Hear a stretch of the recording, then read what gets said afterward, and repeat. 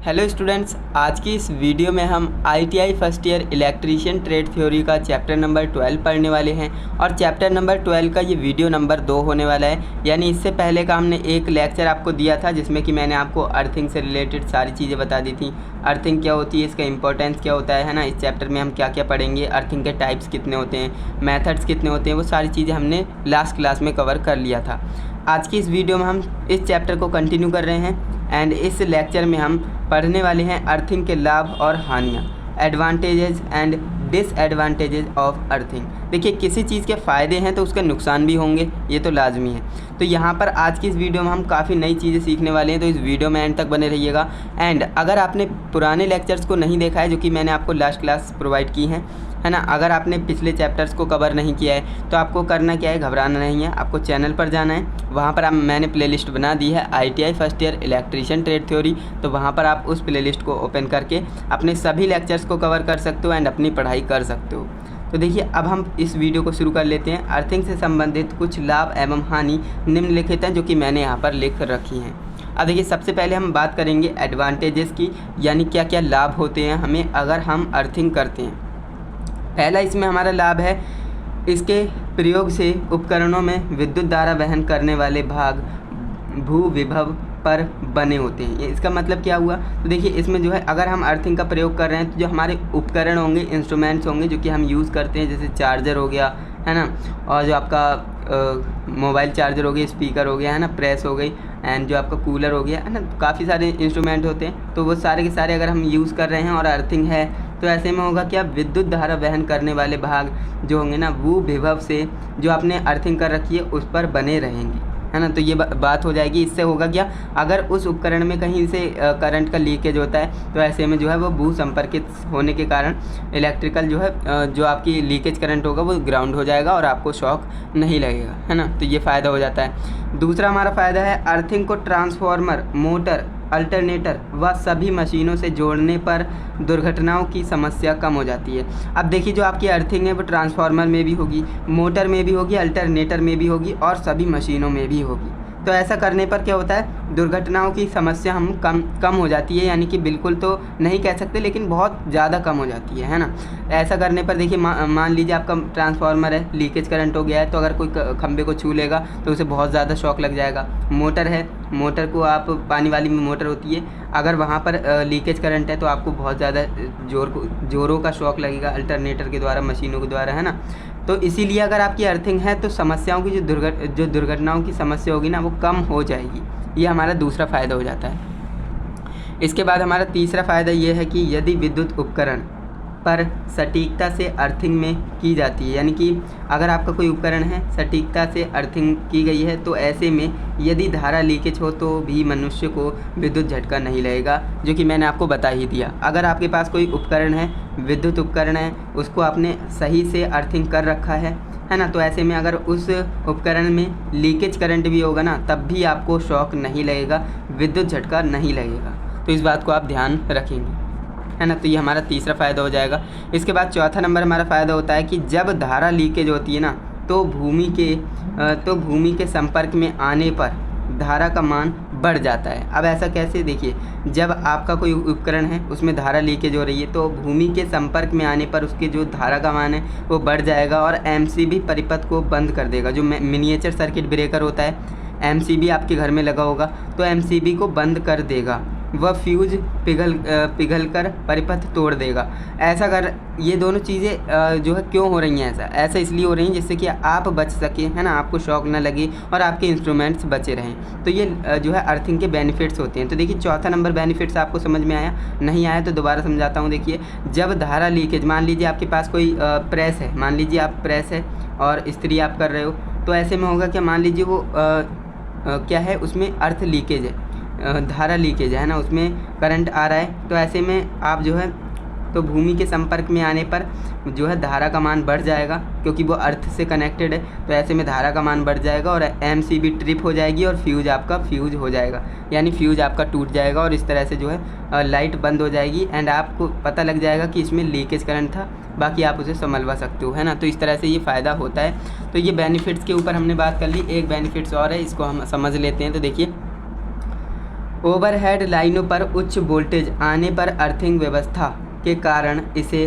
भूमि में समायोजित कर दिया जाता है। यानी कि जो ओवरहेड लाइन होती है ना, आपने देखी होंगी, काफ़ी बड़ी बड़ी लाइन है ना, उसमें क्या होता है, उच्च वोल्टेज, हाई वोल्टेज आते हैं, तो आने पर जो है अर्थिंग व्यवस्था के कारण इसे भूमि से समायोजित कर दिया जाता है, जिससे लाइन व उपकरण को हानि नहीं होती है। अब मान लीजिए इतनी बड़ी लाइन आ रही है, इतने हाई वोल्टेज आ रहे हैं और आपने उसे अर्थिंग नहीं कर रखा है, तो ऐसे में तो जो अगर कोई संपर्क में आ भी जाता है उसके, तो डायरेक्ट उसकी डेथ हो सकती है ना, क्योंकि हाई वोल्टेज है। तो इसलिए जो है इसे जो अर्थिंग व्यवस्था के कारण जो है इसे संपर्कित करना चाहिए। तो वही यहाँ पर लिख रखा है और इससे जो है उपकरण की हानि नहीं होती है ना। तो ये हमारे क्या है, बेनिफिट्स हैं, जो कि मैंने आपको बता दिया। अब बात करते हैं हानि की, है ना। इसकी आखिर क्या क्या हानियाँ हैं, तो उसके ऊपर डिस्कस कर लेते हैं। डिसएडवांटेज, तो देखिए पहला आपका है अर्थिंग का बहुत अधिक प्रतिरोध अप्रभावी रहता है। अब देखिए अर्थिंग है और उसमें बहुत ज़्यादा क्या है, प्रतिरोध है, तो ये अप्रभावी होगा, इसका कोई इफेक्ट आपको देखने को नहीं मिलेगा। तो ये इसका एक पहला डिसएडवांटेज हो गया। दूसरा, अर्थिंग तार कहीं से टूट जाए व उस भाग का ज़मीन से कोई संपर्क नहीं हो या नहीं पाया हो, तो ऐसी स्थिति में टूटे हुए तार में प्रवाहित धारा जो प्रवाहित हो जाए तो दुर्घटना घट सकती है। यानी कि मान लीजिए आपने अर्थिंग कर रखी है, लेकिन हुआ क्या, आपका जो अर्थिंग का तार है वो टूट ही गया है, वो ज़मीन से संपर्क में नहीं है, तो ऐसे में क्या होगा, ऐसे में दुर्घटना घट सकती है। तो यही मैं आपको बताना चाहता हूँ। मान लीजिए आपके घर में अर्थिंग की गई थी, आपने की थी अर्थिंग, है ना, लेकिन हुआ क्या, वो तार जो है वहाँ से कट गया, टूट गया, गल गया, जो भी हुआ है ना, तो वो तार अब जो है भूमि से संपर्कित नहीं है। तो ऐसे में होगा क्या, आप किसी उपकरण को जा रहे हैं चलाने और उसमें जो लीकेज करंट है, तो ऐसे में आपको इलेक्ट्रिकल शॉक लग सकता है। तो यही बोला जा रहा है कि इसमें जो है दुर्घटना घट सकती है। तो एक इसका ये डिसएडवांटेज हो जाता है। बाकी आप इन्हें अच्छे से समझ ही गए होंगे, है ना। अब हम IEE जो कि हमारे नियम होते हैं, रेगुलेशंस होते हैं, है ना, इंडियन इलेक्ट्रिकल रूल्स, तो इन्हें हम पढ़ लेते हैं। देखिए अर्थिंग के संबंध में, है ना, अर्थिंग के संबंध में सर्वप्रथम वर्ष 1956 में नियम पारित किए गए, जिनका समय समय पर संशोधन किया गया। अब इसमें जो है काफ़ी सारे ऐसे नियम हैं, काफ़ी ऐसे करेक्शन इसमें अपडेट लाए गए जो कि अर्थिंग के संबंध में थे, है ना। और वर्ष 1956 में नियम पारित किए गए थे, इनका आपको ध्यान रखना है, जिनका समय समय पर क्या किया गया, करेक्शन किया गया, संशोधन किया गया। तो ये बातें आपको अच्छे से समझ में आई, बिल्कुल आई होंगी, काफ़ी अच्छे से मैंने समझाने का आपको प्रयास किया है। बाकी इसके बाद हमें ये कुछ और पढ़ना है। तो यहाँ पर आप देखिए, वर्तमान में भारतीय विद्युत नियम जो कि IEE नियम रेगुलेशंस होते हैं, जो कि नियम 32 से नियम 90 तक विद्युत प्रणाली तथा अर्थिंग उपकरणों की सुरक्षा के लिए मुख्य रूप से प्रभावी हैं। ये नियम निम्नलिखित हैं। अब हम नियम पढ़ने वाले हैं और इन नियम को समझना आपके लिए बेहद ज़रूरी है ना, जो कि मैंने कुछ ही नियम को लिखा है, बाकी आपके बुक में सभी नियम दिए गए हैं, तो उन्हें आप अच्छे से पढ़ लीजिएगा। ओके, तो अब मैं आपको बताने वाला हूँ नियम 32 से नियम 90 तक के क्या क्या इम्पोर्टेंट रूल्स हैं जो कि आपको पढ़ने हैं, है ना, जो कि हमने यहाँ पर लिख रखे हैं। तो रूल नंबर हमारा 32 है, इसे हम पढ़ लेते हैं। इसमें क्या बोला जाता है, तो देखिए अर्थिंग और न्यूट्रल चालकों के भू संपर्कन तथा स्विच की स्थिति व उनके कटआउट की पहचान करना, यह नियम वहाँ लागू होता है जहाँ दो तार प्रणाली है। अब देखिए, जहाँ दो तार प्रणाली है, दो तार प्रणाली का मतलब होता है कि सिंगल फेज वाला सिस्टम, है ना।